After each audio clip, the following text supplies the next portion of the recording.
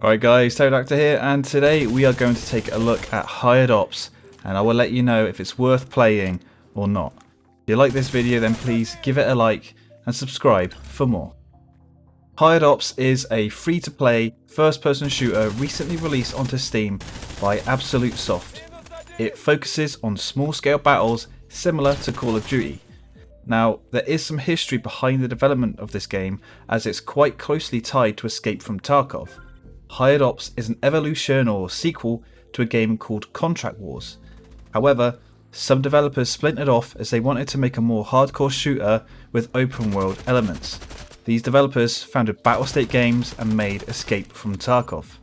Hired Ops and Escape from Tarkov share some assets, sounds, and exist in the same Russia 2028 universe.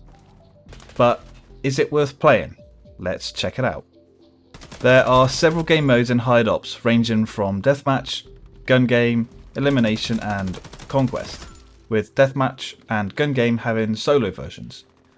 All of the maps I played, I would say, are small Call of Duty sized maps, and if you are hoping for gunplay similar to Tarkov due to its close ties with the game, then you'll be disappointed. The gunplay is very close to Call of Duty and nothing like Tarkov. The gunplay though is pretty tight and good. I never walked away from a game complaining about the guns at all. They all felt punchy, controlled well, and I really liked it. The only complaint I have is that there seems to be a slight delay before you can reload after shooting. Like, you pretty much have to press twice to reload. It's just a bit strange. Pump to kill is pretty quick, but at longer ranges, weapons do lose their effectiveness. When you're choosing the loadout for your operator, you do get to see detailed stats for each weapon, including their damage drop-off. You can also add attachments for your weapons as you acquire them, and you get them through loot boxes, which you get when you rank up or complete contracts. Contracts are small little missions, I guess you could say, ranging from getting X amount of kills with a certain operator, certain kills with a weapon, or headshots. Simple stuff like that. You can get injuries, like in Tarkov, such as fractures and bleeds, but these will pass by themselves and they don't happen very often. You will need to heal manually as the game doesn't have regenerating health. There is also a Counter-Strike style hook thrown into the game. As you play a match, get kills and capture objectives, you will earn cash. You can then go to buy stations in game to buy healing items, grenades, and special equipment like mortar strikes and drones. You can also buy this stuff when you're waiting to spawn in. There are 4 different classes to choose from in Hired Ops. Assault, that uses assault rifles and shotguns. Destroyer, that uses light machine guns and shotguns. Sniper, that gets access to sniper rifles and marksman rifles. Then lastly, the Recon class, that uses SMGs and assault rifles. Each class has access to different unique purchasable abilities in the game, such as the mortar strikes, a sniper drone, or even like a grenade shooting drone. As you rank up each class, you can unlock skills. Each rank lets you choose from one of 3 skills, and these can be small increases to your operator's abilities like increased movement speed, more health, quicker reloads, and less recoil. The design of the game is a free to play small scale shooter, and for 2021 it actually feels quite dated, like it should have been made quite a few years ago. There are many free to play games now that offer a lot more than just these small scale maps with just a few players. I really think the devs should look at expanding what this game is about. You should notice the Escape from Tarkov vibes here with the visuals. Some of the assets are in Tarkov as well. I don't know what the deal here is between the 2 developers, but maybe some assets were already made before they split apart and they were allowed to share them. Yeah, I'm not sure, but it does help to tie them together since they are in the same universe. However, the graphics are not as detailed as Tarkov.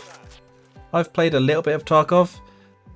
Great game, but I've struggled to get into it, and I was extremely surprised to find that it was on the Unity engine, because that game looks so damn good. Hired Ops just looks alright. Some textures up close look a bit muddy and blurry, but other things up close look good and detailed. The game also performs really well. I never had any performance issues on my system running the game at 1440p at near max settings. I was pretty much at 120 FPS all the time, which is the max the game can do. There are a nice amount of video settings to tinker with.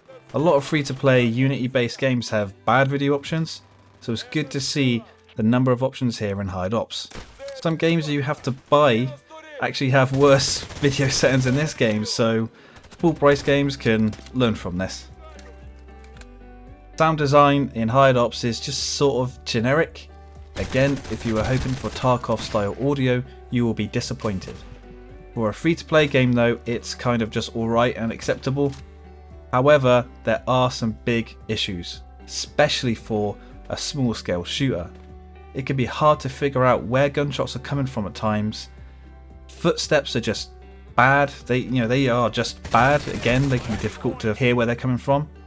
Also, loud sounds such as explosions and mortar strikes are just too loud. When they are at the other end of the map, they can sound very close to you. So the devs have got a lot of work to do on the sound. Yes, this game has microtransactions. Are they bad value? Yes, all microtransactions are bad value. But they are not as bad as many other games. Even full price games have higher price microtransactions than Hired Ops. You can buy a full skin for your operator at 500 premium currency, and you can buy 700 premium currency for £2.50 or your local equivalent. I've seen other games charge you £10 for a skin or more. You can buy 200 premium currency for 80p or your local equivalent, and for this amount you can purchase multiple weapon skins. Again, other games will charge you so much more for this. Sets of boosters are also available for 200 currency. You can also purchase a premium account which grants you extra rewards per match and an extra available contract slot. This is available for £4.20 for 30 days. So the microtransactions are cheap compared to pretty much every other game I've seen. Full price games that offer microtransactions should be ashamed. Not only because they have microtransactions in their game, but for charging as much as they do compared to Hired Ops. So in conclusion, is Hired Ops worth your time?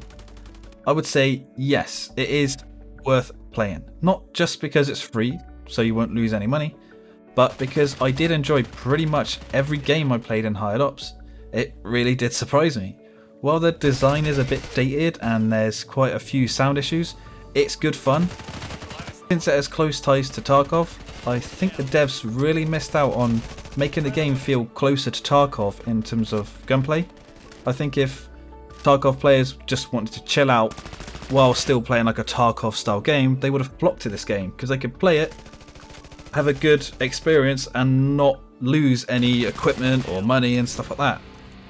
There have been reports of cheaters on the forums, but I haven't come across any in my game time. So give this game a try on Steam right now.